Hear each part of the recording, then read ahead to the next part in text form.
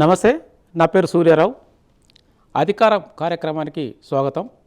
ఈనాడు అధికారం చర్చా కార్యక్రమంలో పార్టిసిపేట్ చేయడానికి బుద్ధగయ నుంచి డాక్టర్ జె పూర్ణచంద్ర గారు, రిటైర్డ్ డీజీపీ, ఆంధ్రప్రదేశ్ బీఎస్పీ కోఆర్డినేటర్గా ఉన్నారు. అలాగే ఎల్ వందన కుమార్ గారు, బీఎస్పీ నాయకులు, రిటైర్డ్ అడిషనల్ డైరెక్టర్ జిహెచ్ఎంసి.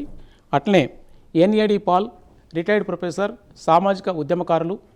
అలాగే G Kiran Kumar, central university all India OBC students association అధ్యక్షులుగా ఉన్నారు. మొదటిగా మనం పూర్ణచంద్రరావు సార్ దగ్గర నుంచి స్టార్ట్ చేద్దాం ఇవాళ సబ్జెక్టు. సార్,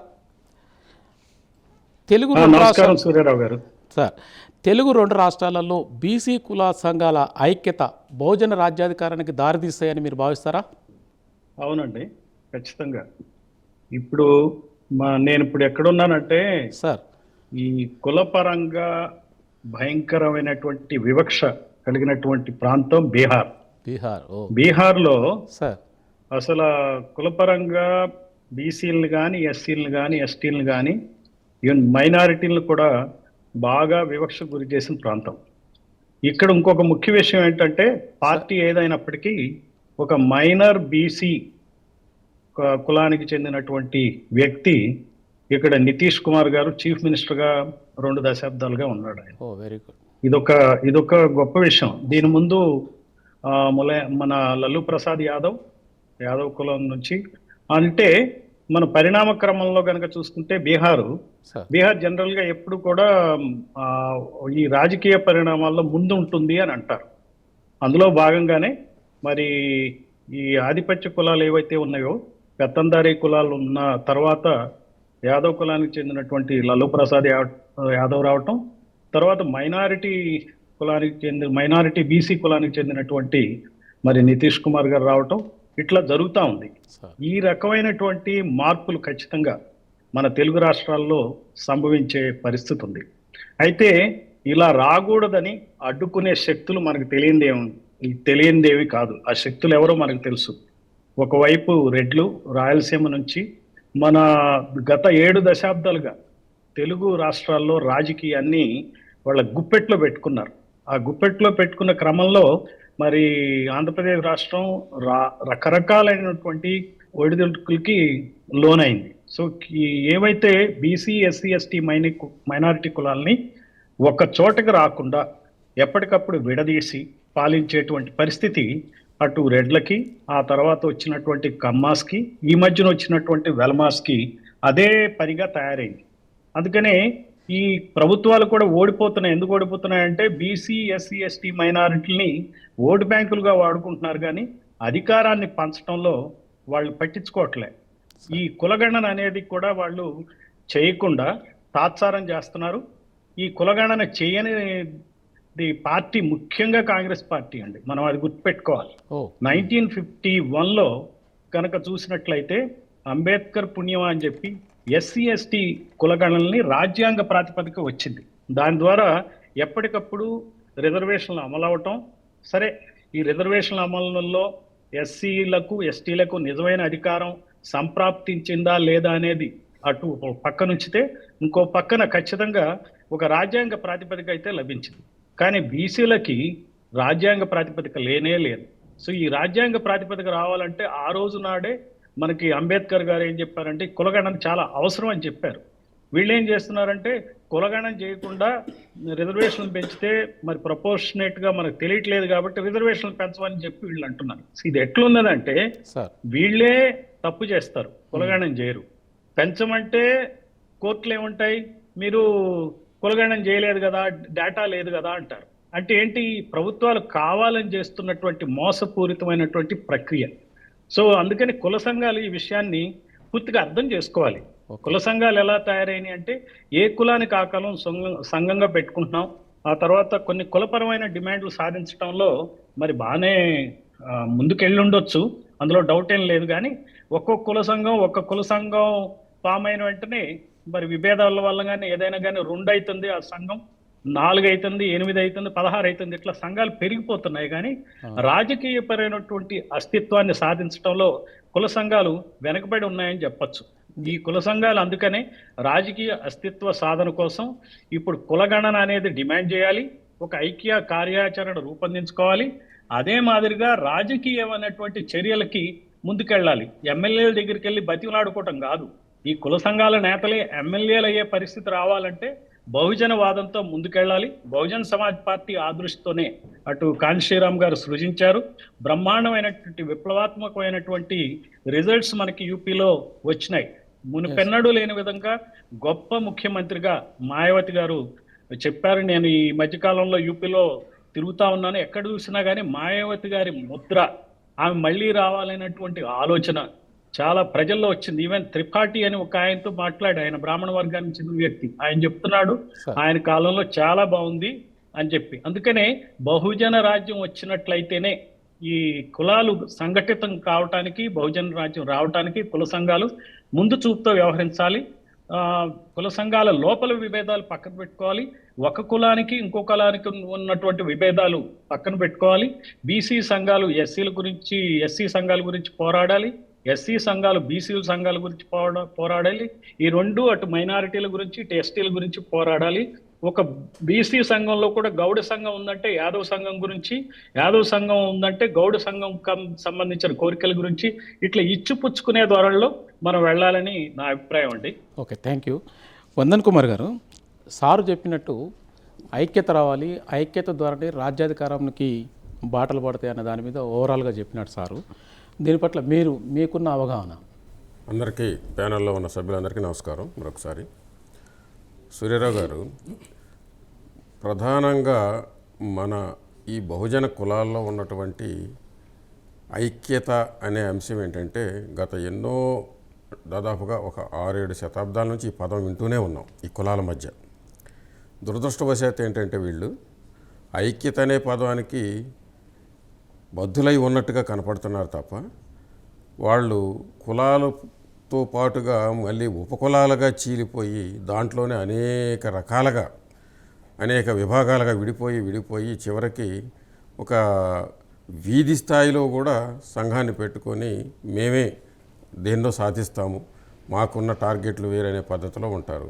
అంతే తప్ప నిజానికి ఐక్యతాపరంగా వీళ్ళు ఆలోచించేది కానీ, ఐక్యతాపరంగా ఉన్నటువంటి కార్యాచరణ కానీ అసలు ఏమాత్రం కూడా ఒక సిస్టమేటిక్ ప్లాన్ అనేది లేకపోవటం అనేది ఈ ఆంధ్రప్రదేశ్లోనే కాదు, ఈ రాష్ట్రంలోనే కాదు, మన పక్కన్నటువంటి రాష్ట్రంలో కానీ ఉన్నటువంటి పెద్ద సమస్య.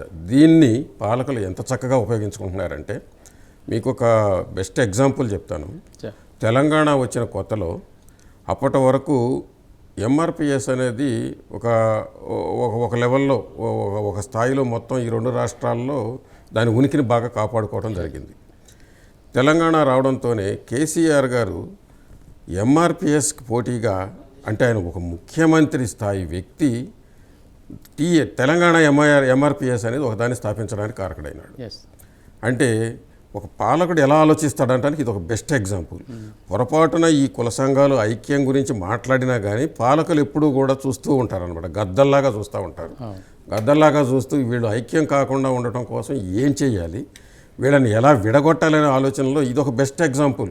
ఓపెన్గా ఒక ముఖ్యమంత్రి చేసినటువంటి సంఘటన ఇది ఇంతకు మించినటువంటి ఉదంతాలు ఇంక అవసరం లేదు కదా. దీన్ని ఆసరా తీసుకొని ఇలాంటి దృష్టిలో పెట్టుకున్నప్పుడు ఈ 2 రాష్ట్రాల్లో కూడా బీసీ సంఘాలు కానీ, అలాగే మన ఎస్సీ సంఘాలు కానీ, ఎస్టీ సంఘాలు కానీ విడిపోయి ఉంటేనే తప్ప విడిపోయి కలిసి ఉందామనే ఆలోచన కూడా రావట్లా. దానికి ఒక చిన్న మనం ఒక అంశం తీసుకుందాం. ఉత్తరప్రదేశ్లో కూడా అన్ని చోట్ల ఉన్నాయి. భారతదేశంలో కులమే ప్రధానం కాబట్టి కులానికి మించిన సబ్జెక్టే లేదు కనుక ఉత్తరప్రదేశ్లో దీన్ని గమనించినటువంటి కాంశీరామ్ గారు ఏం చేశారంటే భాయిచారా కమిటీలు ఏర్పాటు చేశారు. ఓకే, మీ కులాన్ని మీరు పటిష్టం చేసుకోండి, మీ కులాన్ని మీరు ఉన్నతంగా తయారు చేసుకోండి, మీ కుల సంఘం ద్వారా మీ కులంలో కావలసినటువంటి సౌకర్యాలు పొందడానికి ఆ సంఘాన్ని ఉపయోగించుకోండి.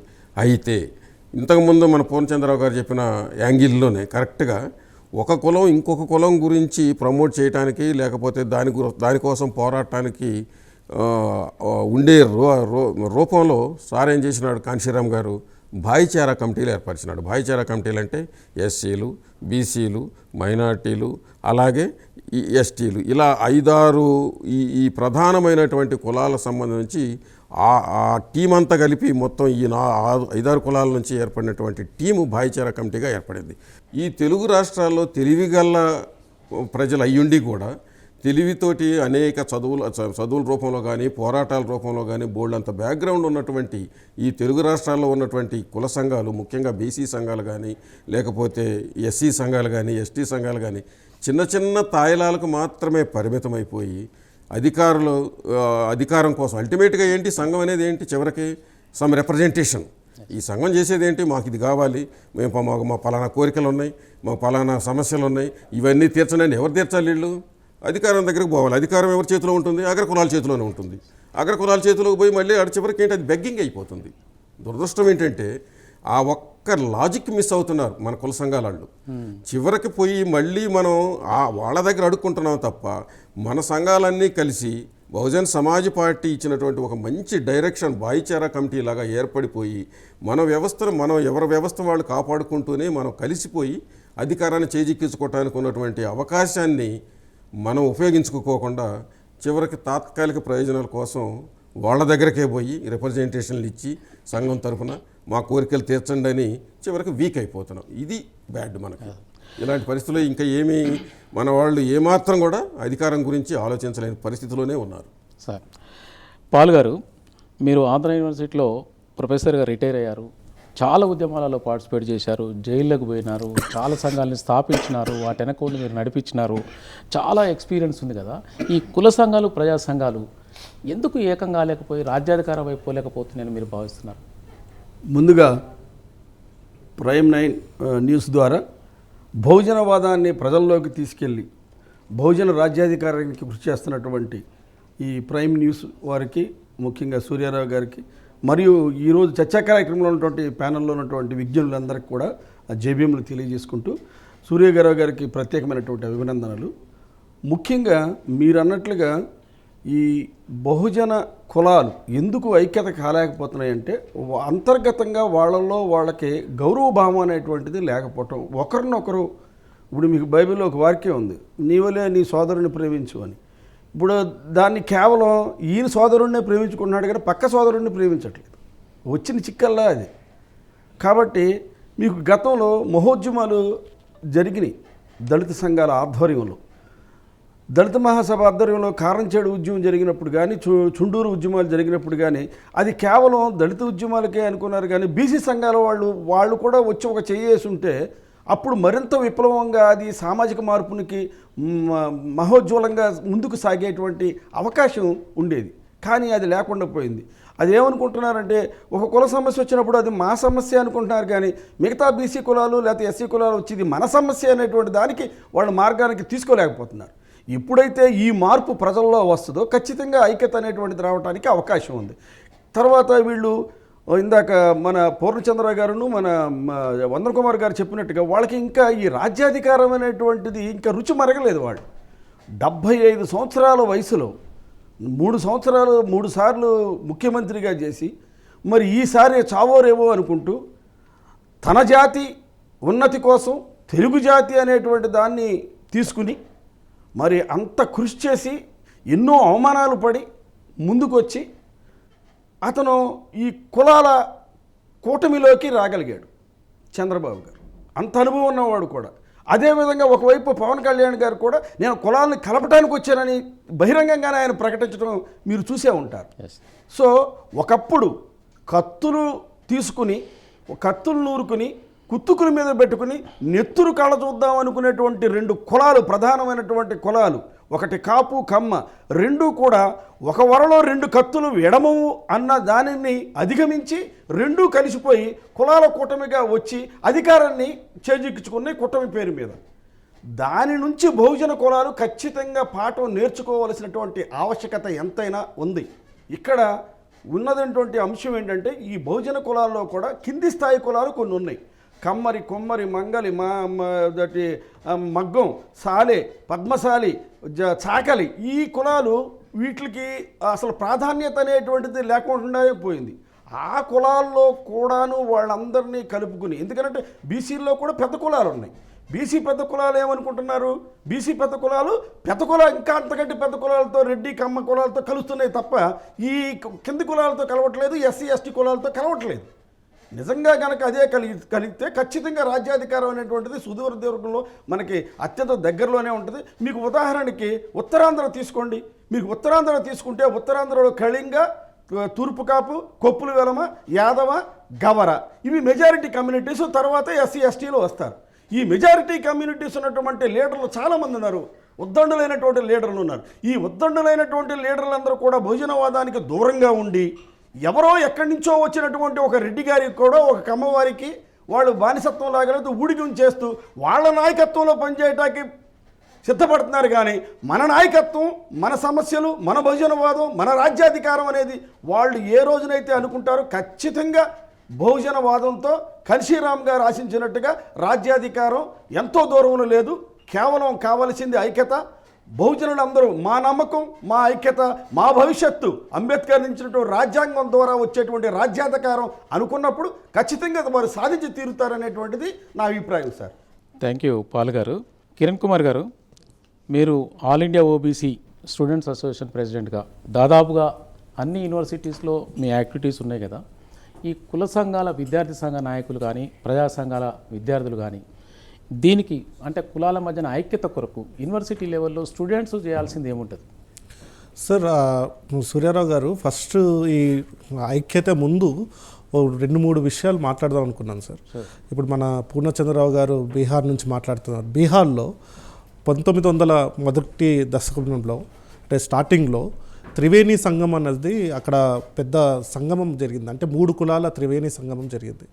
అక్కడ యాదవులు, కుర్నీలు, కుష్వాలు ముగ్గురు కలిసి రాజ్యాధికారం ఎలా సాధించుకుంటాం, ఈ కులాలు బ్రాహ్మణవాదం నుంచి ఎలా విముక్తి చెందాలి, బహుజనవాదాన్ని ఎలా ముందు తీసుకుని వెళ్ళాలి అన్నది 1920s వరకు కూడా వీళ్ళు డిస్కషన్ చేసుకుని అక్కడ ఎంపవర్మెంట్కి అదొక రీజన్ అయింది. అంటే ఆ కులాల మధ్య మనం చూడొచ్చు, అక్కడ పెద్ద అంటే బీసీ కులాల్లో ఉన్న ఈ 3 కులాలు ఏవైతే ఉన్నాయో ఈ 3 కులాలు ఏకమవ్వడం వల్ల ఈరోజు సార్ చెప్పినట్లు లాలూ ప్రసాద్ యాదవ్ గారు కానివ్వండి, లేకపోతే ఇప్పుడు నితీష్ కుమార్ గారు కుర్మీ సామాజిక వర్గం నుంచి నితీష్ కుమార్ గారు కానివ్వండి, అలాగే ఉపేంద్ర కుష్వా అన్న కుష్వా కమ్యూనిటీ నుంచి స్ట్రాంగ్ లీడర్ కానీ ఇలాంటి వాళ్ళందరూ ఎమర్జ్ అవ్వడానికి ఒక కారణమైంది. బీసీ రిజర్వేషన్ కోసం ముందుండి పోరాడిన వాళ్ళు ఎవరంటే ఎస్సీ సంఘాల నుంచి, ఈ దళిత సంఘాల నుంచి వచ్చిన వాళ్ళే బీసీ రిజర్వేషన్ కోసం పోరాడారు.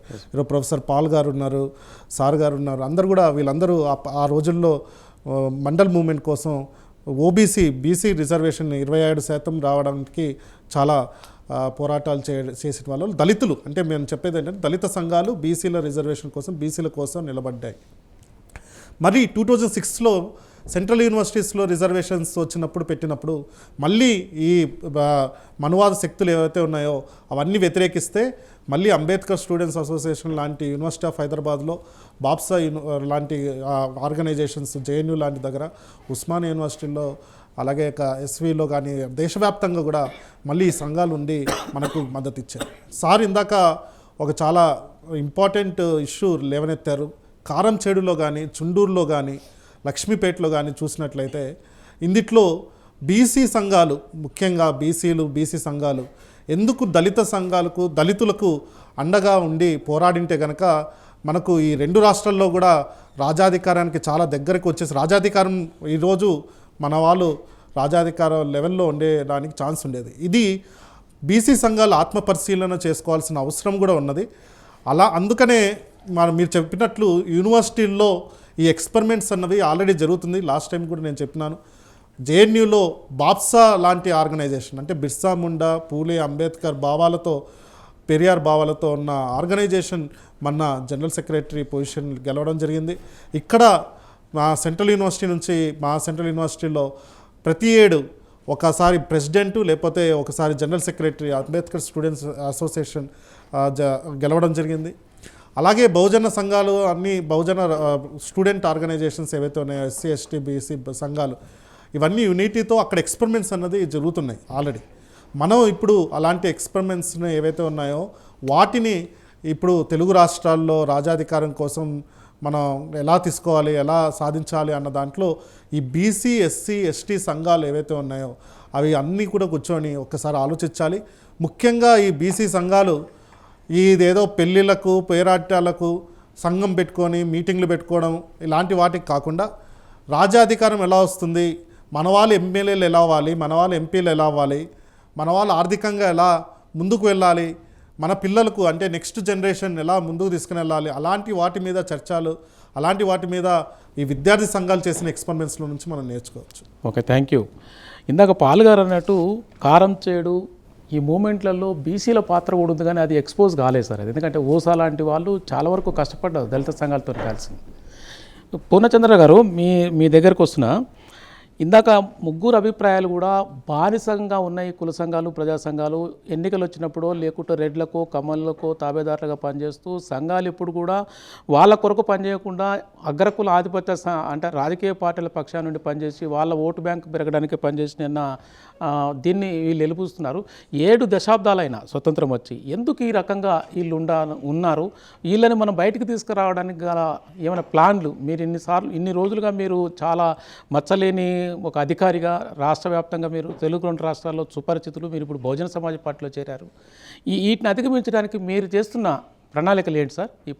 ఇప్పుడు మన కుల సంఘాలు వాళ్ళు ఆలోచించాల్సింది ఏంటంటే మనం తీసుకురావాల్సింది చైతన్యం సార్, కులగణన చేసేట్టుగా ప్రభుత్వం మెడలు వంచేట్టు చేయాలి. ఇది కార్యాచరణగా రూపొందించుకోవాలి కుల సంఘాలని. అందుకనే మా పార్టీ తరఫున మేము వివిధ సంఘాలతో ఇంటరాక్ట్ అవుతున్నాం. మేము ఖచ్చితంగా కులగణన ఇష్యూని టేకప్ చేస్తాం. ఆంధ్రప్రదేశ్ రాష్ట్రంలో పార్టీ తరఫున ఈ వర్క్ నడుస్తుంది. నెక్స్ట్ ఒక రాజకీయ కార్యక్రమం అంటూ ఉంటే అది కులగణన చేయాలి, నిజమైన లెక్కలు, కులాల లెక్కలు తేల్చాలి. కులాల లెక్కలు తేలిస్తేనే ఈ ప్రభుత్వం లెక్కలు కూడా తేల్చగలం. ఈ ప్రభుత్వాన్ని ఎవరైతే శాసిస్తున్నారో వాళ్ళ లెక్కలు తేల్చాలంటే కులాల లెక్కలు తేల్చాల్సింది. ఆ దృష్టితో మా పార్టీ పనిచేస్తుంది. కుల సంఘాలు ఖచ్చితంగా, కుల సంఘ నాయకులందరూ ఒక తాటి మీద వచ్చి ఈ కుల సంఘాల తరపున ఒక జేఏసీ లాగా ఫామ్ అయ్యి రాష్ట్ర ప్రభుత్వాల్ని అటు ఆంధ్రప్రదేశ్ ఇటు తెలంగాణ 2 చోట్ల కూడా నిలదీయటం అవసరం. వందన్ కుమార్ గారు, ఇప్పుడు సార్ చెప్పినట్టు అన్ని కుల సంఘాలతో కోఆర్డినేట్ అయ్యి జనాభా లెక్కలు తీయాలనేది ఒక ప్రెజర్ గ్రూప్గా మనం అందరం కూడా తయారైతే తప్ప ఆ ప్రెజర్ గ్రూప్ నుంచి మన కులాల జనాభా తెలిస్తే అగ్రకుల ఆధిపత్య ఆధీనంలో ఉన్నటువంటి పార్టీలు భయపడతాయేమో అన్న అంచనాకు వచ్చినట్టున్నది సారు. దాని విషయంలో మీరేమంటారు? అది 100% కరెక్ట్. దానికి ఒక ప్రాక్టికల్ జరిగింది, మనం మాట్లాడదాం. కాంశీరామ్ గారు కులాల మీద ఆయన చేసినటువంటి ప్రయోగం భారతదేశంలో ఎవరో చేయాల. ఆ కులాలని ఏ రకంగా ఉపయోగించుకోవచ్చు అనేదానికి కొన్ని విషయాలు చెప్తాను. సారు 85-15 అనే ఒక ఈక్వేషన్ తయారు చెప్పినంత వరకు ఈ సమాజంలో అసలు 85% మంది బహుజన కులాలు ఉన్నాయన్న సంగతి ఎవరికి తెలియదు. అవును, అసలు ఆ ఈక్వేషన్ ఆయన తీసుకొచ్చినంత వరకు అంటే 15 ఏంటి, 85 అంటే ఏంటి, అప్పుడు మొత్తం బయటికి తీశాడు. అంటే ఆనాటికి ఉన్నటువంటి అవైలబుల్ డేటాని, బ్రిటిష్ వాళ్ళు చేసినటువంటి డేటాని దగ్గర పెట్టుకొని దాన్ని బేస్ చేసుకొని ఆయన మొత్తం బహుజన కులాలు 85% ఉన్నాయి, మనం ఐక్యంగా ఉంటే 85 మంది ఉన్నాం, కానీ చాలా సులభం మనం గెలవడం అనేది, మన అధికారాన్ని సంపాదించడం అనేది తీసుకొచ్చినాడు. అప్పుడు మొత్తం లోకమంతా కళ్ళార్పగించి చూసింది అలాంటి పరిస్థితి. దానికి ప్రాక్టికల్ రిజల్ట్ కూడా సార్ ఏం చూపించినాడంటే, ఆయన ఏం చెప్పాడంటే, నేను ఇప్పటి వరకు పనిచేసినంత వరకు 600 కులాలను కలపగలిగాను. మొత్తం భారతదేశంలో 6546 కులాలు అప్రాక్సిమేట్గా ఉన్నాయి. వాటిలో ఈ 6546 కులాలలో మన బహుజన కులాలలో నా టార్గెట్ 1000 కులాలను కలపటం. కానీ ఇప్పటి వరకు నేను 600 కులాలను కలపగలిగాను. 600 కులాలను కలపగలిగినప్పుడు ఈ భారతదేశంలో జాతీయ పార్టీ నిర్మించగలిగే కేవలం 600 కులాలను కలిపితే జాతీయ పార్టీ నిర్మించగలిగా. అదే నా టార్గెట్ 1000 కులాలను కానీ కలిపితే నెంబర్ 1 ఇన్ ఇండియా అవుతుందని చెప్పినాడు. అంటే ఎంత స్పష్టంగా కులాలు కలిపితే ఎంత ఐక్యత వస్తుందని చెప్పడం దానికి ఒక పెద్ద ఎగ్జాంపుల్ అనమాట. మనం నెంబర్ 1 పార్టీ అవ్వటానికి, అంటే మన నెంబర్ 1 పొజిషన్లో, పార్టీ అని కాకపోయినా నెంబర్ 1 పొజిషన్లో బహుజన కులాలు ఉండటానికి కేవలం ఒక 1000 కులాలుగా చీలిపోయిన 1000 కులాలను కలిపితే చాలు అనేది నా ఉద్దేశం అనమాట. అలాగా మనం కలిసి ఉండటం కోసం అన్ని సూత్రాలు చూపించినాడు, ఎలా కలిసి ఉండాలి, ఎన్ని కమిటీలు ఎట్లా ఈ రకంగా ఉండాలని.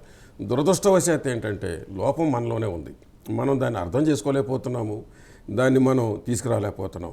అది కనుక చేయగలిగినప్పుడు, అంటే మన కులాలు ఇప్పుడు బీసీలు కానీ ఎస్సీలు కానీ, మరి ముఖ్యంగా ఇప్పుడు ఈ బాధ్యత ఎవరి మీద ఉందంటే, ఇప్పుడు కిరణ్ ఇందాక చెప్పినట్టుగా ఖచ్చితంగా యూత్ మీద ఉంది ఈ బాధ్యత, ఖచ్చితంగా యూతే ఉంది. ఇవాళ ఇలాంటి మూమెంట్ని, ఈ ఉద్యమాన్ని, ఎందుకంటే ఆనాడు మండల ఉద్యమాన్ని మోసింది యూనివర్సిటీల్లో యూతే, అలాగే ఆ రిజర్వేషన్ల కోసం జరిగిన ప్రతి పోరాటాన్ని ముందుకు తీసుకెళ్ళింది భారతదేశంలో మన రాష్ట్రాల్లో కానీ యూతే, అంటే యూనివర్సిటీలు అలాగే కాలేజీలు, వీటిలోనే ఆనాడు ముందుకు జరిగింది. ఇప్పుడు కూడా ఈ జనాభా లెక్కల విషయంలో కానీ, లేకపోతే జనాభా ప్రాతిపదిక కావలసినటువంటి మన సౌకర్యాలు, మన హక్కులు సాధించడంలో కానీ ఖచ్చితంగా యూత్ ముందుకు రావాల్సిందే. యూనివర్సిటీల్లో కానీ ఇలాంటి చోట జరిగినప్పుడు ఇది పెద్ద విషయం కాదు, అసలు ఇది పెద్ద విషయం కాదు. ఇవాళ బీసీనే ముఖ్యమైన బీసీ ప్రధానమంత్రి అని చెప్పుకునేట ఆయనకి 10 ఏళ్ళు ఆల్రెడీ అనుభవించినాడు. మళ్ళీ ఇవాళ అనుభవంలోకి, మళ్ళీ ప్రధానమంత్రి అనుభవంలో ఉండి కూడా ఆయన కనీసం ఇది ఎందుకు ఆలోచించలేకపోతున్నాడు? కారణం ఏంటంటే బ్రాహ్మణిజం ఆయన అనుకుంది. ఆయన బీసీ అయితే కావచ్చు, లేకపోతే అది ఆయన బీసీఏ కాదని అది ఇక్కడ ఇమ్మెటీరియల్. బట్ ఆయన వెనుకున్నదంతా కూడా ఏంటి, మొత్తం ఆర్ఎస్ఎస్ శక్తులు ఉంటాయి. ఆర్ఎస్ఎస్ శక్తులు అంటే ఎవరు? బ్రాహ్మణ శక్తులు, మనువాద శక్తులు. ఈ మనువాద శక్తులు కులాలను వాళ్ళకి తెలుసు. కులాలే కాన్షీరామ్ గారు ఎప్పుడైతే బయట పెట్టినాడో ఆనాడే మనువాదులు ఎలర్ట్ అయిపోయినారు. అమ్మో ఇది చాలా డేంజరు, ఈయన తీసుకొచ్చినటువంటి ఈ సిద్ధాంతం కనుక ముందుకెళ్ళిందంటే మన కొంపలారిపోతాయి, మన చాప కింద నీళ్ళు వచ్చేసి మనం మొత్తం గాయమైపోతామని తెలుసుకున్నారు. ఆ ఉద్దేశంతో ఏం చేస్తున్నారు, దాన్ని తొక్కిపట్టి ఉంచుతున్నారు. లేకపోతే పోయినసారి 300 పైగా ఎంపీలు ఉన్నటువంటి 330 ఎంపీలు చేతిలో పెట్టుకున్న ఆయన కులగణనకు వ్యతిరేకించడం ఏంటండి ఆయన, మళ్ళీ పైగా బీసీనని చెప్పుకుంటా. కాబట్టి ఇదంతా ఉద్దేశపూర్వకంగానే జరుగుతున్నాయి. కాబట్టి ఈ విషయాన్ని మన కుల సంఘాలు తెలుసుకోవాలి, మన బీసీ సంఘాలు కానీ కుల సంఘాలు కానీ తెలుసుకుంటే అది పెద్ద విషయం కాదు ఇవాళ మనకి.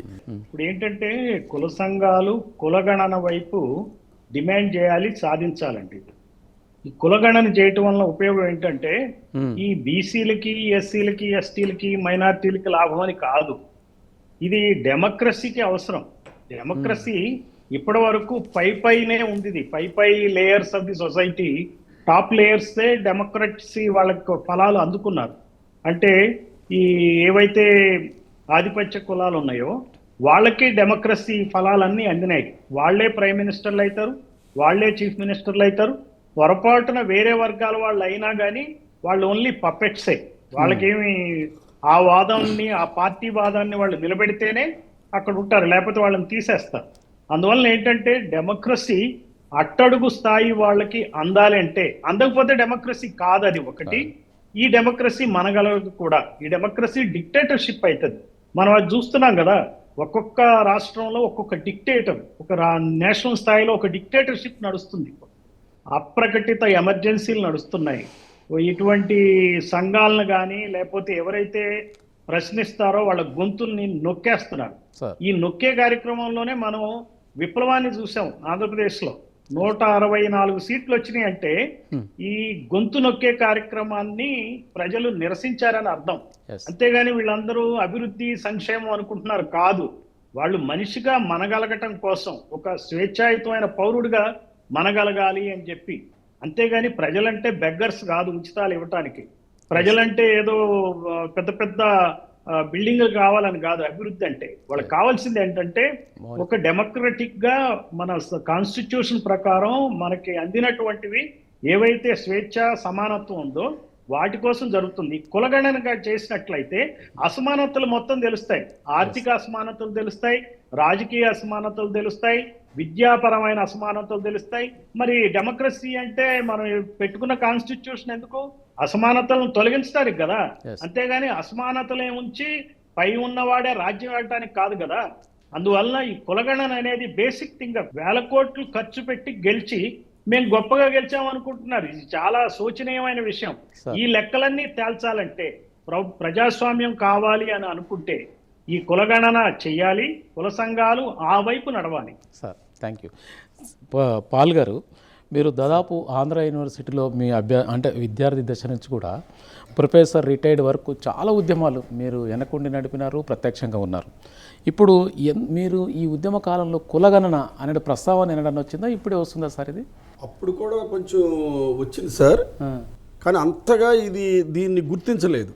అప్పట్లో ఎస్సీ ఎస్టీ వర్గాల వారికి కులగణన అనేటువంటిది జరుగుతుంది. బీసీ వర్గాలకి కులగణన అనేటువంటి దాన్ని తెర మీదకి అప్పట్లో తీసుకురాలేదు. ఇది ఈ మధ్య కాలంలోనే వచ్చింది. తర్వాత గతంలో ఈ మనకి తెలంగాణ నుంచి మన తెలుగు జాతి నుంచి ఉన్నటువంటి గౌరవ స్వర్గీయ శివశంకర్ గారు దీన్ని కొద్దిగా తెర మీదకి తీసుకొచ్చారు సార్ అప్పట్లో. కానీ అది కార్యరూపం దాల్చలేదు.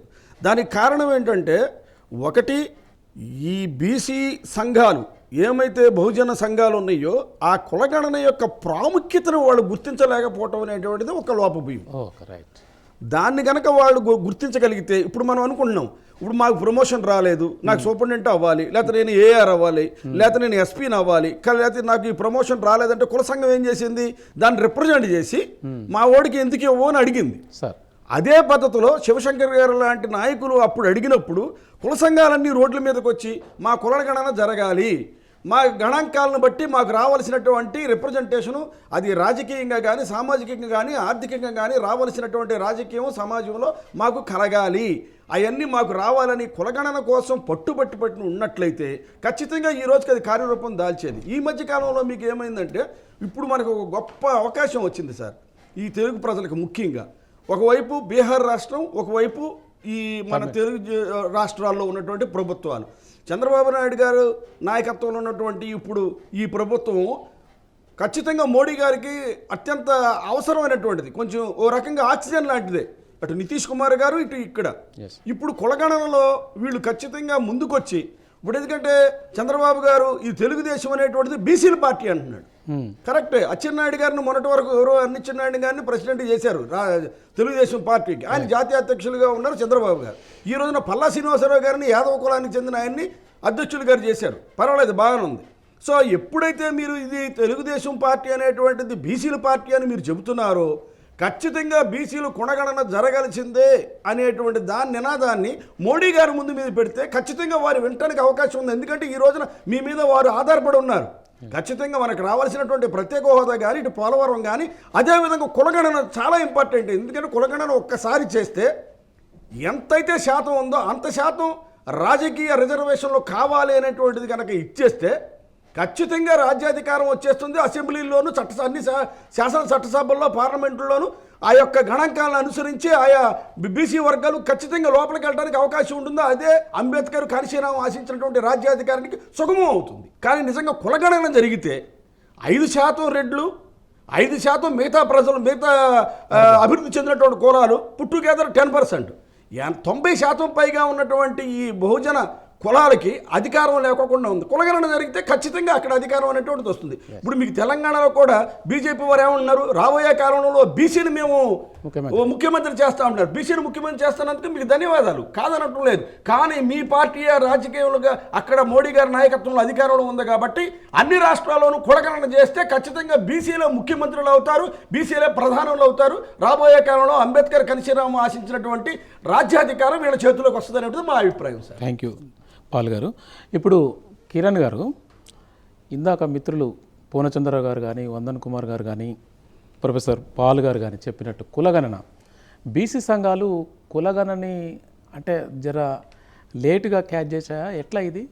మీరు ఓబీసీ ఆర్గనైజేషన్ ద్వారా మీరు తిరుగుతున్నారు కదా. అంటే మేము మా ఆర్గనైజేషన్ కూడా 2015 నుంచి కూడా ఈ డిమాండ్ చేస్తుంది సార్. అంటే 2015లోనే, అంటే 2021లో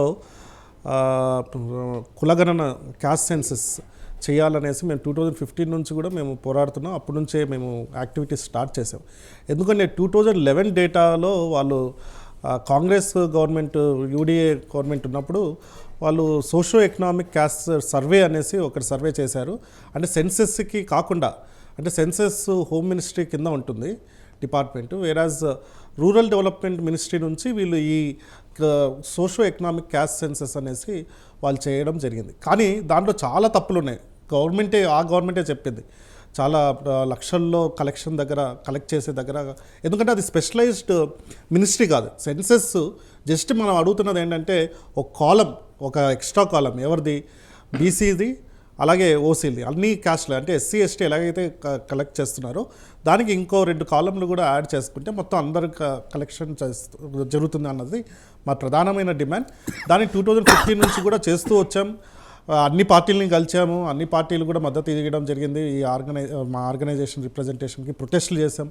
సెంట్రల్ యూనివర్సిటీ ముందు, జేఎన్యూల ముందు, జంతర్ మంతర్లో, ఉస్మానియాలో, ఇలాంటి అన్ని దగ్గర 1,00,000 పోస్ట్ కార్డ్స్ మళ్ళీ బీసీ చెప్పుకునే ప్రధానమంత్రికి పంపించడం జరిగింది. 10 లక్షల ట్వీట్లు చేయడం జరిగింది. ఇవన్నీ చేస్తున్నాం.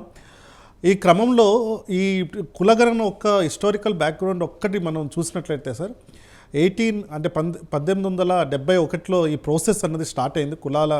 కులగణన ప్రాసెస్ బ్రిటిష్ కాలంలో ఫుల్ ఫ్లెడ్జ్గా, అంటే అన్ని ప్రిన్స్లీ స్టేట్లో కూడా చేసింది 1881, అంటే 1881లో స్టార్ట్ అవుతే 1931 వరకు కూడా ఈ కులగణన అన్నది ఎక్కడా స్టాప్ చేయకుండా బ్రిటిష్ వాళ్ళు వాళ్ళ అడ్మినిస్ట్రేషన్లో కలెక్ట్ చేయడం జరిగింది. అన్ని కులాలు, ఏ ఒక్క కులాన్ని కూడా వదలకుండా అన్ని కులాలు మొత్తం దేశం మొత్తం మీద వాళ్ళు చేయడం జరిగింది. కానీ 1941లో వరల్డ్ వార్ వల్ల వాళ్ళు చేయలేకపోయారు.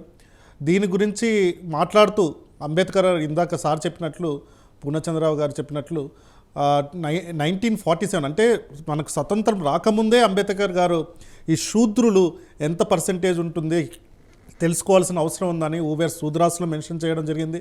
అలాగే 1950స్లో ఆయన రాజీనామా ఇచ్చాక మినిస్టర్గా అక్కడ కూడా ఆయన లింగ్విస్టిక్ స్టేట్స్ మీద మాట్లాడుతున్నప్పుడు ఈ కులగణన ఈ 1951లో చేసిందంతా కొన్ని తప్పులు ఉన్నాయి, అన్ని కులాలని తీసుకోలేదు అన్నది ఆయన క్రిటిసైజ్ చేయడం కూడా మనం అబ్జర్వ్ చేస్తాం.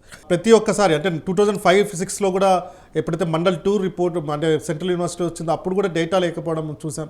ఈ డేటా ఎందుకంటే ఇప్పుడున్న స్టేజ్లో ఈ డేటా పబ్లిక్ పాలసీ మేకింగ్ కానీ, వెల్ఫేర్ స్కీమ్స్ డిజైనింగ్లో కానీ, ఈ రిజర్వేషన్స్ రిలేటెడ్ ఇష్యూస్లో కానీ ఇప్పుడు అలా చేయడం వల్లనే బీహార్ రాష్ట్రంలో కులగణన చేయడం వల్లనే వాళ్ళకి 65% రిజర్వేషన్స్ పొందగలిగారు. ఇవన్నీ చూసినట్లయితే కులగణన యొక్క ఇంపార్టెన్స్ ముఖ్యంగా ఈ విద్యార్థులు, ఇందా సార్ చెప్పినట్లు యూత్ ఈ మూమెంట్ అన్నది మళ్ళీ స్టార్ట్ చేయడం జరిగింది. ఇదే ప్రభుత్వం 2018లో మోడీ ప్రభుత్వం కులగణన చేస్తామని చెప్పారు. 2019లో ఎప్పుడైతే వాళ్ళు అధికారంలో వచ్చారో మళ్ళీ యూటర్న్ తీసుకోవడం జరిగింది. మళ్ళీ ఇప్పుడు కూడా చేయకపోతే కనుక వాళ్ళు ఆల్రెడీ దెబ్బతిన్నారు, చాలా వరకు దెబ్బతిన్నారు. హిందీ రాష్ట్రాల్లో అంతా దెబ్బతినడం చూసాం. కులగణన అన్నది చాలా ముఖ్యం. ఇది చేయకపోతే కనుక మోడీ ప్రభుత్వం మళ్ళీ ఒకసారి దెబ్బతినడం గ్యారంటీగా రేపొద్దున వచ్చే స్టేట్ ఎలక్షన్స్లో జరగబోయే స్టేట్ ఎలక్షన్స్లో ఏవైతే ఉన్నాయో ఆ స్టేట్ ఎలక్షన్స్లో కూడా దెబ్బతినేటట్లుగా మనం చూడవచ్చు. కాంగ్రెస్ ఏదైతే ఉందో రాహుల్ గాంధీ గారు ప్రతి ఒక్క మీటింగ్లో కులగణన చేస్తామన్నారు. కానీ వాళ్ళు పాలించే రాష్ట్రాలు ఏవైతే ఉన్నాయో కర్ణాటకలో ఇప్పుడు దాకా డేటా బయట పెట్టలేదు. ఈరోజు తెలంగాణలో చూసినట్లయితే 7 నెలలు గడుస్తుంది, ఇప్పటి వరకు కూడా కులగణన చేయడం ప్రాసెస్ని స్టార్ట్ చేయలేదు. మళ్ళీ వాళ్ళు ఏవైతే మాట్లాడుతున్నారో దాని వ్యతిరేకంగా ఇక్కడ జరుగుతున్నాయి. రాహుల్ గాంధీ గారు మాట్లాడే దానికి వ్యతిరేకంగా జరుగుతున్నాయి. దాని మీద కూడా వాళ్ళు ఒకసారి ఆలోచించుకొని ఈ రాష్ట్రాల్లో కూడా కులగణన చేయాలి. మళ్ళీ అక్కడ వైఎస్ఆర్ ప్రభుత్వంలో ఉన్నప్పుడు కులగణన చేశారు కానీ పర్ఫెక్ట్గా చేసినట్లుగా కనబడట్లేదు. సో దాని మీద కూడా రివ్యూ చేసేసి అక్కడ కూడా సమగ్రంగా కులగణన అన్నది జరపాల్సిన అవసరం ఉంది. అది ఇప్పుడున్న ప్రభుత్వం మీద కూడా ఆ బాధ్యత ఉంటుంది. సార్ పూర్ణచంద్ర గారు, స్వతంత్రానికి పూర్వం ఎవ్రీ 10 yearsకి ఒకసారి బ్రిటిష్ ప్రభుత్వం జనాభా లెక్కలు ప్రతి కమ్యూనిటీకి లెక్కలు చేసి చూపించింది. మనం స్వతంత్రం తీసుకొచ్చుకున్న తర్వాత ఒక్కసారి కూడా లెక్కలు చేయకపోగా ప్రతి జడ్జిమెంట్లో ఇందాక కిరణ్ అన్నట్టు మండల్ కమిషన్లో కానీ వేరే ఏ జడ్జిమెంట్లో కూడా గవర్నమెంట్కి ఆ కోర్టులు సూచించడం జరిగింది, జనాభా లెక్కలు తీయండి అని. అంటే న్యాయ వ్యవస్థలు మొత్తుకున్నా కూడా, ప్రజా సంఘాలు మొత్తుకున్నా కూడా ఎందుకని జనాభా లెక్కలు తీయడానికి ప్రభుత్వాలు భయపడుతున్నాయి? ఇప్పుడు ఈ ప్రభుత్వంలో ఉండే వాళ్ళు ఎప్పుడు ఈ దేశం మీద గట్టి పట్టు ఉండాలని చూస్తారండి. ఫర్ ఎగ్జాంపుల్ ఈ కుల సంఘాలు ఇదే గమనించాలి. ఇప్పుడు బ్రిటిష్ వాళ్ళు కులగణన చేశారు. ఎందుకు చేశారు? వాళ్ళు ప్రజల యొక్క బాగోగులు స్థితిగతులు తెలిస్తే గనక ఈ వీళ్ళని బాగా కంట్రోల్ చేసి వాళ్ళ రాజ్యాన్ని నడుపుకోవచ్చని బ్రిటిష్ వాళ్ళు కులగణన చేశారు. ఎందుకంటే వాళ్ళ దగ్గర ఇన్ఫర్మేషన్ లేదు. వాళ్ళేమి బ్రిటిష్ వాళ్ళు కూడా ఒక గ్రామంలో కులం అయినట్లయితే వాళ్ళు కులగణన చేసేవాళ్ళు కాదు. బ్రిటిష్ వాళ్ళు బయట వాళ్ళు కదా. అయితే ఇప్పుడు మన గ్రామంలో బ్రిటిష్ వాళ్ళు లేరు. ఇప్పుడు ఉన్న వాళ్ళు ఎవరు? మనకు ఒక బ్రిటిష్ వాళ్ళు ఉన్నారు, లోకల్ బ్రిటిష్ వాళ్ళు.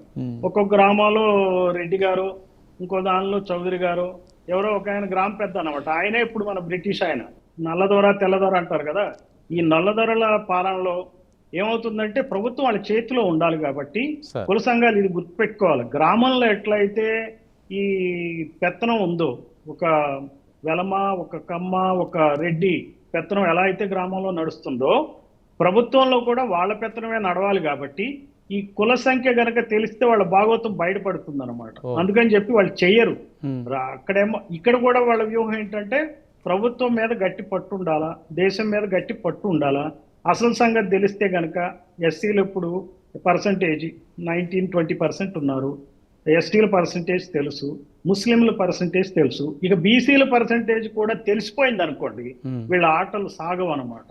అందుకని చెప్పి వీళ్ళు కావాలని చెయ్యరు కాబట్టే కుల సంఘాలు ఉద్యమించాల్సిన అవసరం ఉంది. ఇప్పుడు ఆయన చంద్రబాబు నాయుడు గారు చేస్తారని ఎందుకు అనుకున్నారు? ఇప్పుడు ముస్లింస్ తీసుకున్న ఆంధ్రప్రదేశ్ లో ఇప్పుడు వాళ్ళు ఎవరిని అప్రోచ్ అవ్వాలో అర్థం కావట్లేదు వాళ్ళ సమస్యల మీద. ముస్లింస్ ఈ రోజు సరే వైసీపీకి అప్రోచ్ అవ్వాలంటే చూడండి, వైసీపీ మామూలుగా ఈ స్పీకర్ ఎన్నికల్లో మొన్న ఓడిపోయినాక కూడా దారుణంగా ఎవరిని సపోర్ట్ చేసింది? బీజేపీనే కదా. అలానే ఈ డైరెక్ట్ గా గానీ ఇండైరెక్ట్ గా గానీ వైసీపీ వాళ్ళతోనే ఉంది, ఇటు టీడీపీ వాళ్ళతోనే ఉంది, జనసేన పవన్ కళ్యాణ్ వాళ్ళతో డైరెక్ట్ గా ఉన్నాడు. ఇప్పుడు ఎవరి దగ్గరికి పోవాలా? ఈ కాంగ్రెస్ నమ్మటానికి లేదు. కాంగ్రెస్ మీరు ఇందా చెప్పినట్టు వాళ్ళు డల్తనం తెలుసు. ఇక్కడ తెలంగాణలో కులగొట్టనేమో చేయట్లా, బయట పెట్టట్లా, కర్ణాటకలో బయట పెట్టట్లా. పైకి మాత్రం కాన్స్టిట్యూషన్ రక్షిస్తాం అని చెప్పి చెప్తున్నారు. అసలు కాన్స్టిట్యూషన్ కుళ్ళబడిచిందే వాళ్ళు. కుళ్ళబడిచి అంబేద్కర్ ని వెనక్కి కప్పెట్టేసి బయటికి రాకుండా చేసి ఈ ఎస్సీ ఓట్ బ్యాంకు కొల్లగొట్టి రాజ్యాధికారాన్ని చేతిలో పెట్టుకున్నారు. ఎప్పుడైతే ఎస్సీ ఓట్ బ్యాంక్ బీఎస్పీ చేతుల్లోకి వెళ్ళిందో వాళ్ళకి బీఎస్పీ ఒక ఎనిమి పార్టీ కింద తయారైంది. అందుకని బీఎస్పీ మీద బురద వెళ్తూ ఉంటారు కాంగ్రెస్ వాళ్ళు. ఈ బీఎస్పీ బీజేపీ బి టీమ్ అని ఎందుకు వాళ్ళు ప్రచారం చేస్తున్నారంటే వాళ్ళు ఎస్సీస్ లో ఒక రకమైనటువంటి విభేదాలు, అపనమ్మకాన్ని బీఎస్పీ మీద సృష్టించి లాక్కోవాలండి. అందుకనే ఈ కాంగ్రెస్ చేయదు, బీజేపీ చేయదు, టీడీపీ చేయదు, వైసీపీ చేయదు, ఎవరూ చేయరు. ఇప్పుడు ఒకవేళ జనసేన పవన్ కళ్యాణ్ ఏమన్నా ఫ్రెష్ గా ఆలోచించి చేస్తాడేమో చూడాలి అతను ఈ దృష్టిలో. అందుకని కుల సంఘాలు ఏంటంటే ఖచ్చితంగా రోడ్ల మీదకి రావాలి, ఉద్యమించాలి. స్టూడెంట్సే కాదు, సంఘం అనే పేరు పెట్టుకున్నాక బీసీ సంఘం, ఈ ఎస్సీ సంఘాలన్నీ తోడ్పడి దీన్ని కులగణనని ఖచ్చితంగా సాధించే వరకు విశ్రమించదు. అదే పెద్ద ఎజెండా. ఈ పెళ్లి సంబంధాలు చూడటం ఇవి కాదు. ఏదో ఎమ్మెల్సీ అడుక్కోవడం, లేకపోతే కుల సంఘ చైర్మన్ ఒక బిల్డింగ్ కట్టించుకోవడం ఇవి కాదండి. కులగణన చేయాలి, అధికారంలో పాలు ఖచ్చితంగా కొట్లాడి తెచ్చుకోవాలి, షేర్ తీసుకోవాల్సిందే. వందన్ కుమార్ గారు, సార్ చెప్పినట్టు ఏదో తాయిలాల కొరకు, రాయితీల కొరకు కాదు, రాజ్యాధికారం వైపోవాలంటే కుల సంఘాలన్నీ కూడా ఈ జనాభా లెక్కల కొరకు ఉద్యమించాల్సిన అవసరం ఉన్నదని నొక్కి చెప్తున్నారు సారు. అట్లా మీరు అందరూ కూడా ఫస్ట్ అసలు ఈ కుల సంఘాలు ప్రధానంగా వాళ్ళకు ఉన్నటువంటి చిన్న చిన్న తాయిలాల కోసం అనే ఆలోచన మానేయాలండి. అసలు ఒక సంఘం ఉందంటే ఆ సంఘం ఏంటంటే ఇది వాళ్ళు ఒక మొత్తం కులానికి సంబంధించి, లేకపోతే ఆ మొత్తం ఆ ప్రాంతానికి సంబంధించి వాళ్ళు లీడ్ చేస్తున్నారు. ఆ లీడ్ చేస్తున్న క్రమంలో వాళ్ళు సంకుచితంగానో లేకపోతే చిన్న చిన్న కోరికలు అనేది మైండ్లో లేకుండా ఉంటే మంచిది. తమిళనాడులో ఉన్నటువంటి బ్రాహ్మణ సంస్కృతికి వ్యతిరేకంగా పెరియార్ రామస్వామి గారు ఏం చేశాడు? మొత్తం బీసీలందరినీ ఐక్యం చేయగలిగినాడు. బీసీలతోటి ఐక్యం చేసేసి ఉద్యమాన్ని నిర్మించబట్టే ఇవాళ అక్కడ బీసీ రాజ్యం నడుస్తుంది. పెరియారు అలా అంటే అప్పుడు అది కూడా ఒక సంఘంతో స్టార్ట్ అయింది. అది కూడా ఏమి ఒకసారికి ఏమి అధికారంలోకి వచ్చిందేం కాదు, ఒక సంఘంతో ఆ రకంగా మన దగ్గర అనేకమైనటువంటి చైతన్యవంతమైనటువంటి సంఘాలు ఉన్నాయి మన దగ్గర. కానీ ఈ సంఘాలు ఏమైపోతున్నాయి? పేపర్ స్టేట్మెంట్లకో లేకపోతే స్థానికంగా ఉన్నటువంటి ఎమ్మెల్యేని మెప్పించడం కోసము, లేక స్థానికంగా ఉన్నటువంటి మంత్రి దగ్గర తాయిలాల కోసం పోవడము, లేక ఆ అధికారంలోకి ఏ పార్టీ వస్తే ఆ పార్టీ దగ్గరికి వెళ్ళేసి వాళ్ళ యొక్క చిన్న చిన్న సమస్యల పరిష్కారం కోసం వినతి పత్రాలు ఇవ్వడం వరకు మాత్రమే పరిమితం అవుతున్నాయి.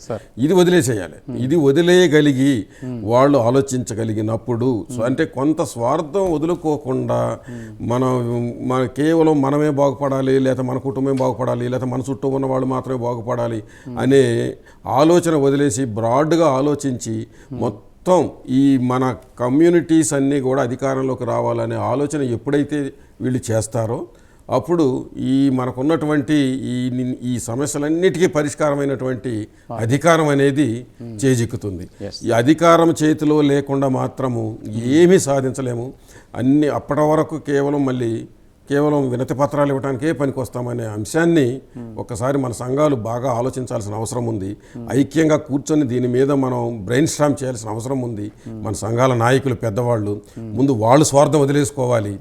ఇదంతా చేస్తే తప్ప మనం ఈ రాజ్యాధికారం అనే ఒక పిన్ పాయింటెడ్ వర్క్గా వెళ్ళాలని నా ఉద్దేశం. సార్ పాల్ గారు, వందన్ కుమార్ సార్ చెప్పినట్టు వీటి మధ్యన అంటే ఈ కూర్చొని చర్చించుకొని రాజ్యాధికారం వైపు వెళ్ళడానికి మార్గాలను అన్నింటిని కూడా అన్వేషించి దగ్గర కావడానికి మీరు చేసిన ఉద్యమాల ఫలితాలుగా మీరేం ఆలోచన చేస్తారు? ఇప్పుడు మీ మెసేజ్ ఏంటి ఈ సంఘాలన్నిటికీ? పూర్ణచంద్ర గారు, వందన్ కుమార్ గారు చెప్పినట్టుగా బహుజన కులాలు ఏకం కావాల్సినటువంటి ఆవశ్యకత ఎంతైనా ఉంది సార్. విద్యార్థులు ఉద్యమాలకు వచ్చేటప్పటికి బీసీలు, ఎస్సీలు కొంచెం కలుస్తారు. విద్యార్థి దశలోను, యువత దశలోను. ఈ మామూలుగా కుల సంఘాలు బయట పెద్ద కుల సంఘాలు వచ్చేటప్పటికి వాళ్ళు కలవటానికి రావట్లేదు. ఎందుకనంటే త్యాగాలు చేయడానికి సిద్ధపడిన జాతికి నిష్కృతి లేదు సార్. సో వందన్ కుమార్ గారు చెప్పినట్టుగా వాళ్ళు కనుక కొంత త్యాగం చేయగలిగితే వాళ్ళకి వచ్చేటువంటి ఆ మెంబరు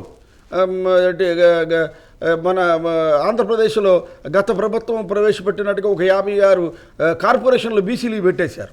ఇక ఏనాడు కూడా వాళ్ళు ఏకం కావడానికి వీలు లేకుండా చేశారు, విడగొట్టేశారు. అదేవిధంగా మీకు ఏబిసిడి ఉద్యమం ఉంది ఈ దళితులకు సంబంధించి.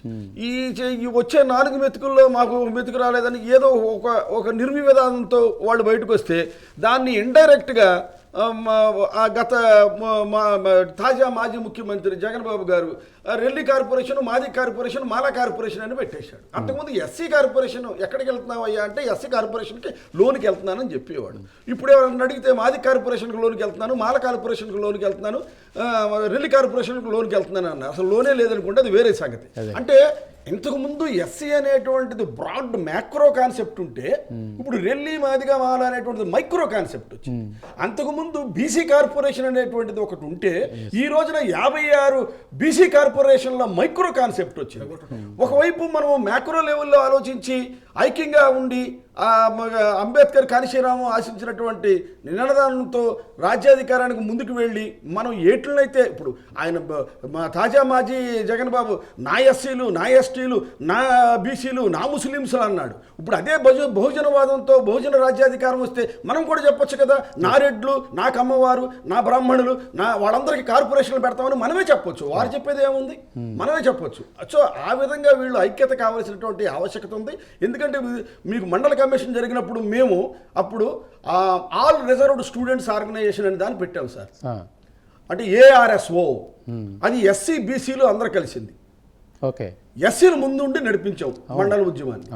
మాకు కౌంటర్గా ఓసీఎస్ఓ అని పెట్టారు. అంటే ఓపెన్ కేటగిరీ స్టూడెంట్స్ ఆర్గనైజేషన్ అని పెట్టారు. ఇటేపున ఏఆర్ఎస్ఓ జిందాబాద్, వాళ్ళు ఓసీఎస్ఓ జిందాబాద్.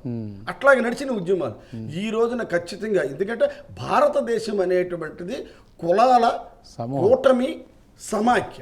భారత సమాఖ్య ఏంటి? వివిధ కులాల కూటముల సమాఖ్యే భారతదేశం. సో దీన్ని బ్రాహ్మణవాదం ఒప్పుకోదు. ఎందుకంటే వాళ్ళు సృష్టించింది కదా. బహుజనవాదం ఏముంటుంది? నిజం చెప్తుంది. బ్రాహ్మణవాదం ఏం చెప్పుద్ది? అబద్ధం చెప్పుద్ది. నిజానికి అబద్ధానికి జరిగేటువంటి పోరాటంలో కులగణన అనేటువంటిది మాత్రమే ఒక మార్గం. అదే నిజమైనటువంటి మందు వీటన్నిటికీ. ఎందుకంటే ఆయా కులగణన మీరు తీసుకోండి ఉదాహరణకి ఆస్తుల గణన చేయమనండి. భారతదేశంలో ఆస్తుల గణన అంటే ఏంటి? అగ్రికల్చరు ల్యాండ్స్ ఎంతమంది చేతుల్లో ఎవరి చేతుల్లో ఉన్నాయి, రియల్ ఎస్టేట్ ఎంతమంది ఎవరి చేతుల్లో ఉన్నాయి, వ్యాపారాలు ఎంతమంది ఎవరి చేతుల్లో ఉంది, సార్ కులగణన ఒకవైపు చేస్తలేదు, అధికారం ఎవరి చేతుల్లో ఉంది. ఇప్పుడు కులగణనే చేస్తలేరు, ఆస్తులు ఇవన్నీ చేస్తారా సార్? చేయరు సార్. కాబట్టి పూర్ణచంద్ర గారు చెప్పినట్టు ఏంటంటే రోడ్డు మీదకి మన ప్రాబ్లం కూసి మన కోసం ఎవరు అరవరు. ఎస్, ఎందుకనంటే మన ఏ పార్టీల తరపునైతే వీళ్ళు ప్రజాప్రతినిధిగా ఎన్నికవుతున్నారు. ఇప్పుడు ఆర్ కృష్ణయ్య గారిని బీసీ వారిని ఎంతో కాలంగా ఉన్నాడు, కానీ తెలంగాణలోనూ ఆంధ్రాలో ఉన్నటువంటి బీసీలు అందరూ కలిసి బీసీ నియోజకవర్గంలో ఆయన పెట్టి లోక్సభకు పంపించలేకపోయారు. మళ్ళీ అక్కడ తాజా మాజీ జగన్ గారే పంపించాల్సి వచ్చింది. అది రాజకీయం. అంటే చూడండి, అది రాజకీయం. కానీ ఇది కులగణన కనుక మనం అలా చేయగలిగితే ఖచ్చితంగా ఆ గణాంకాల ప్రకారం మనం వెళ్ళేవాళ్ళం కదా, ఇంకోళ్ళు అడుక్కునే పరిస్థితి వచ్చేది ఉండేది కాదు. కాబట్టి ఈ రోజున మన ఆకలేస్తే ఆకలేసిన వాడే అడగగలగాలి. ఆకలేసిన వాడి తరపున కడుపు నిండిన వాడు ప్రయత్నించడు, ప్రశ్నించడు. అందుకనే కనిశీరామ్ గారు ఏమని చెప్పారు, నీ చేతి నీళ్లు తాగి ఇష్టం లేనటువంటి వాడు, నీ చేతి నీళ్లు తాగటానికి ఇష్టం లేనటువంటి వాడు నీ ఓటుతో గెలిచి నీ కోసం అసెంబ్లీలోను పార్లమెంట్లో మాట్లాడతాడని నువ్వే అలాగే నమ్ముతావు. నీ ఓట్లు నువ్వేసుకో, నీ సీట్లు నువ్వే తీసుకో, నీ రాజ్యాధికారాన్ని నువ్వు అనుభవించు అనేటువంటి దాన్ని ఆయన నినాదాన్ని తీసుకొచ్చాడు. ఈ వాదాన్ని బహుజనులు అర్థం చేసుకుని రోడ్డు మీదకి రావాలి. ప్రతి కుల సంఘం రోడ్డు మీదకి వచ్చి ఉద్యమం చేసి అధికారంలో ఉన్నటువంటి ప్రభుత్వాన్ని మెడలో వంచితే కానీ వాళ్ళు కులగణన చేయరు. దానికి సంసిద్ధులు ఉన్న ఈ రోజున ఖచ్చితంగా మనం విజయం మనదేనని తెలియజేస్తాం సార్. థ్యాంక్ యూ పాల్ గారు. కిరణ్, స్టూడెంట్స్ యూత్ ఈ కులగణనలో ఏ విధంగా పార్టిసిపేట్ చేస్తే గవర్నమెంట్ దగ్గర అంటే ప్రభుత్వాలకు మీరు ఏ విధంగా దీన్ని చేయించుకోవడానికి ప్రణాళికలు మీ దగ్గర ఉన్నాయి? అంటే సార్, ఇప్పుడు ఆ రోజుల్లో మండల్ కమిషన్లో ఉద్యమిస్తే ఈరోజు మా జనరేషన్ అంతా కూడా రిజర్వేషన్స్ ఫలాలని, బీసీ రిజర్వేషన్ ఫలాలని మేమందరూ కూడా ఎంజాయ్ చేయడం జరుగుతుంది. ఇప్పుడు కనుక కులగణన చేయకుండా ముఖ్యంగా బీసీ యూత్ స్టూడెంట్స్ కనుక ముందుకు వచ్చి ఈ డిమాండ్ని చేయకపోతే కనుక రేపు పొద్దున్న వచ్చే జనరేషన్ ఏదైతే ఉందో ఆ జనరేషన్ అందరు కూడా మమ్మల్ని ప్రశ్నిస్తారు. సో ఆ అలాంటి రోజు రాకుండా ఉండాలంటే, ఆ రోజు మళ్ళీ తిట్టుకోకుండా, అంటే మన జనరేషన్ని తిట్టుకోకుండా ఉండాలంటే ఈరోజు ఈ జనరేషన్ అనేది కొన్ని త్యాగాలు చేయాల్సిన అవసరం కూడా ఉంటుంది. అందుకనే ఇప్పుడు చాలా ఇష్యూస్ అవుతున్నాయి, చాలా స్టూడెంట్స్ రిలేటెడ్ ఇష్యూస్లో చాలా మార్పులు జరుగుతున్నాయి. న్యూ ఎడ్యుకేషన్ పాలసీలో చూసినట్లయితే ఎలా విద్యని వీళ్ళకి ఈ అణగారిన వర్గాల నుంచి తీసివేయాలి అన్న పాలసీస్ చాలామంది స్కీమ్స్ ఇవన్నీ తీసుకురావడం జరిగింది. రీసెంట్గా యూజీసీ ఒక గైడ్లైన్స్ ఇష్యూ చేసింది. ఓబీసీలు అంటే ఎడ్యుకేషనల్లీ ఎకనామికల్లీ బ్యాక్వర్డ్ క్లాసెస్ అనేసి ఒక కొత్త డెఫినేషన్ తెచ్చింది. మామూలు ఓబీసీలు అంటే ఎవరు? 16(4), 15(4) ఆర్టికల్స్ ప్రకారంగా socially and educationally backward classes. కానీ వీళ్ళ డెఫినేషన్, వీళ్ళకి ఇష్టం వచ్చిన డెఫినేషన్ వీళ్ళు తీసుకురావడం జరుగుతుంది. ఇలాంటివన్నీ అంటే రిజర్వేషన్స్ తీసివేయాలని కూడా కుట్ర చాలా వరకు ఈ దేశంలో ఇండైరెక్ట్గా వాళ్ళు ఆల్రెడీ ఇండైరెక్ట్గా చేశారు. పబ్లిక్ సెక్టార్స్ని అన్నిటినీ, పబ్లిక్ సెక్టర్ బ్యాంక్స్ని, పబ్లిక్ సెక్టర్ యూనిట్స్ని లేకుండా చేశారు. చాలా వరకు రైల్వేస్లో రిజర్వేషన్స్, చాలా వరకు రైల్వేస్లో జాబ్స్ లేకుండా చేశారు. అంటే ఇండైరెక్ట్గా రిజర్వేషన్స్ తీసేయడమే. డైరెక్ట్గా కూడా రిజర్వేషన్స్ తీసేసే అంశాన్ని కూడా వాళ్ళు ముందుకు తీసుకొని వచ్చే ఛాన్సెస్ ఉన్నాయి. కాబట్టి మనందరం సమిష్టిగా ముఖ్యంగా ఈ క్యాస్ట్ సెన్సెస్ గురించి, కులగణన గురించి పోరాడకపోతే చాలా నష్టం వాటిల్తుంది. ముఖ్యంగా బీసీ వర్గాలకు ఏదైతే ఉన్నాయో, బీసీ చిన్న కులాలు, బీసీ దీంట్లో ఏవైతే ఉన్నాయో ఆ వర్గాలు చాలా వరకు నష్టపోతారు. కాబట్టి ఈ కులగణన కోసం ఉద్యమించాలి. రేపు కనుక ప్రోసెస్ స్టార్ట్ చేస్తాయి అంటే 2021 సెన్సెస్ ప్రోసెస్ స్టార్ట్ చేసి కులగణన చేయకుండా ఉంటే కనుక వారు ఎలా ముందుకెళ్తారో, ఎలా ఆపాలి, డెమోక్రటిక్ వేలో ఎలా ఆపాలి, ఎలా ప్రొటెస్టులు చేయాలి, సోషల్ మీడియాని యూజ్ చేసుకొని, న్యూ మీడియాని యూజ్ చేసేసుకొని ఎలా దీన్ని వ్యతిరేకించాలన్న దాని మీద కూడా కార్యాచరణ అనేది రూపొందించాలి. దానికి తగ్గట్టుగా అన్ని ప్రోగ్రెసివ్ ఈ అంబేద్కరేట్, పూలే అంబేద్కర్, పెరియార్, బిర్సా ముండా, అంబేద్కర్ భావాలతో ఏవైతే ఆర్గనైజేషన్స్ ఉన్నాయో ఆ ఆర్గనైజేషన్స్తో పాటు ప్రోగ్రెసివ్ ఆర్గనైజేషన్స్ ఎవరైతే ఉన్నారో వాళ్ళందరినీ కూడా కలుపుకొని ఉద్యమంలో ముందుకెళ్లాల్సిన అవసరం ఉందని, దాంట్లో బీసీ యువత ఈ కాన్షియస్నెస్ డెవలప్ చేసుకొని పూలే అంబేద్కర్ ఏం చెప్పారు, సావిత్రిబాయి పూలే ఏం చెప్పారు, అలాంటి వాటి మీద కొంచెం కాన్షియస్నెస్ పెంచుకొని ఇలాంటి ఉద్యమాల్లో పాల్గొనాలనేది కూడా మా ఆర్గనైజేషన్ నుంచి కూడా మేము తెలియజేస్తున్నాం. Okay, thank you. ఫైనల్గా పూర్ణచంద్రరావు గారు, ఫైనల్గా ఈరోజు చర్చలో కుల సంఘాల ఐక్యత బహుజన రాజ్యాధికారానికి మీరు ఒక 2-3 నిమిషాలు ప్లీజ్. ఇప్పుడు మనకి కుల సంఘాలు ఆంధ్రప్రదేశ్లో వాళ్ళు చేయాల్సిన పని చాలా ఇంపార్టెంట్ వర్క్ ఉన్నది. సార్ ఇప్పుడు చంద్రబాబు నాయుడు గారు ఏమంటున్నారు, ఆయన ఏపీ అంటే ఏ అంటే అమరావతి, పి అంటే పోలవరం. అవి ఎట్లాగూ చేయాల్సిందే. చేయకపోతే రేపు నెక్స్ట్ ఎలక్షన్లో పాస్ మార్కులు కూడా రావు. నిన్న ఈరోజు చూసే ఆయన ఏమంటున్నాడు, రామోజీరావు గారికి భారతరత్న ఇవ్వాలని అంటున్నాడు. ముదావహం మనం అందరం వెల్కమ్ చేద్దాం. ఈ మీడియా రంగంలో ఆయన మేరు శిఖరం, మరి ఆయనకి భారతరత్నాన్ని కోరుతున్నాడు ఆయన, మరి ఆంధ్రప్రదేశ్ ముఖ్యమంత్రి, అది కూడా మంచిదే. అయితే వీటన్నిటికీ మించి బీసీ కులగణన అనేది చాలా ఇంపార్టెంట్. దాన్ని మరుగున పరచొద్దు, పరిచే అవకాశం ఉంది. ఏపీ మాటున, అమరావతి పోలవరం మాటున, లేదా ఈ వైసీపీ పార్టీ అధికారులు కానీ నాయకులు కానీ చేసిన అవినీతిని తవ్వి తీసి కేసులు పెట్టే కార్యక్రమం కూడా ఉంటుంది. అది కూడా వాళ్ళ ఫోకస్లోనే ఉంటుంది. సరే, అది చట్ట ప్రకారం చేయక తప్పదు, చేయాల్సి వస్తుంది, చెయ్యాలి. చేస్తేనే అది కూడా కరెక్ట్ అని తెలుస్తుంది, లేకపోతే ఉత్తుత్తి ఆరోపణల కింద మిగిలిపోతుంది. సో అది తప్పదు. కానీ మంచి వర్క్ ఏంటంటే ఈ రోజున ఆయన బీసీ పార్టీగా టీడీపీని భావిస్తున్నప్పుడు, తనకు తానుగా చెప్పుకుంటున్నప్పుడు, బీసీలు కూడా కొంతకాలంగా నమ్ముతున్నప్పుడు, ఈ మధ్య ఆ నమ్మకం సడలుతున్న నేపథ్యంలో బీసీ కులగణన ఖచ్చితంగా చేపట్టాలని కుల సంఘాలు డిమాండ్ చేయాలి. తర్వాత వాళ్ళకి మిత్ర పార్టీయే ఉంది కాబట్టి, ఎన్డీఏ బీజేపీ, ఆయన ఓబీసీ అనే చెప్పుకుంటున్నాడు కాబట్టి దీనిలో అడ్డంకులు లేకుండా ఎంత తొందరగా వీలైతే నెక్స్ట్ 100 రోజుల్లో ఈ కార్యక్రమానికి ఒక రూపు ఇవ్వాలని చెప్పి కుల సంఘాలకు ప్రయత్నించాలి. ఆ దిశగా ముందుకు నడవాలని చెప్పి నా అభిప్రాయం అండి. Thank you. ఈనాడు కుల సంఘాల ఐక్యత బహుజన రాజ్యాధికారం చర్చలో పాల్గొని అనేక సూచనలు సలహాలు కులగణన మీద ఇచ్చినటువంటి పూర్ణచంద్రరావు గారికి, అలాగే వందన్ కుమార్ గారికి, అలాగే విశ్రాంత ప్రొఫెసర్ ఎన్ఏడి పాల్ గారికి, అలాగే all India OBC students association president central university, Hyderabad central university G Kiran Kumar గారికి నమస్తే తెలియజేస్తూ ముగింపు. ఇది ఇవాళ చర్చా కార్యక్రమం. వచ్చే వారం ఇంకో చర్చా కార్యక్రమంతో కలుద్దాం. Thank you. నమస్తే.